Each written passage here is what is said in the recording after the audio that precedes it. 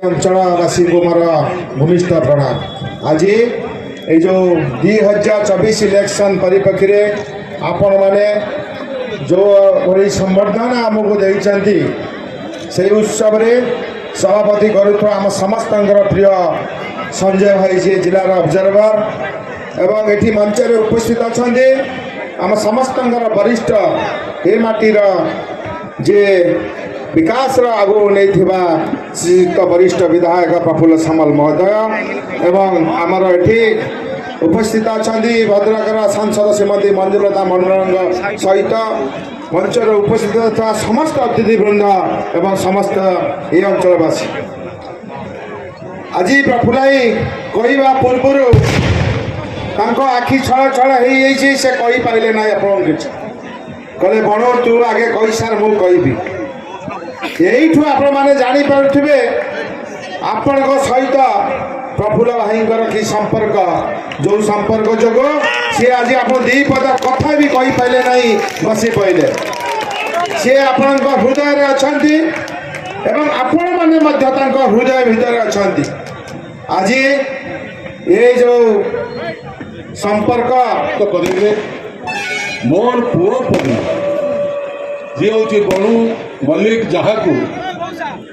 आमर प्रिय मुख्यमंत्री नवीन पट्टनायक भंडारी पोखरी बंद निर्वाचन मंडली प्रार्थी हाँपाई मनोनयन करने मत जमी समर्थन दे जययुक्त करते आहरी बहुत जोरदार समर्थन दे जययुक्त करेंगे ये विश्वास मोर अच्छी एवं ये कहवा भूलि ना जे आमर पार्लियामेंट सदस्य जे कि मंजुलता मंडल से भी आमको ये बहुत कार्य साहाय्य करिसेंती अनेक कार्य होती अनेक कार्य रही पैसा जहाँकि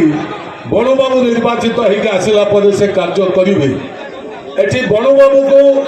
एवं आमर जे प्रिय नेता जे कि पर्यवेक्षक संजय बाबू ताको मु गोटे अनुरोध करी जदि भी कहवा कथा नुहे मुझे मु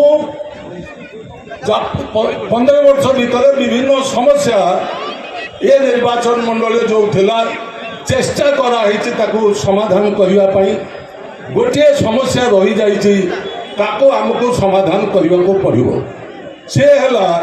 बद पीएससी को सीएससी करवा जोटा मुझे पारि ना मु मानुची बणबाबू निश्चित भाव में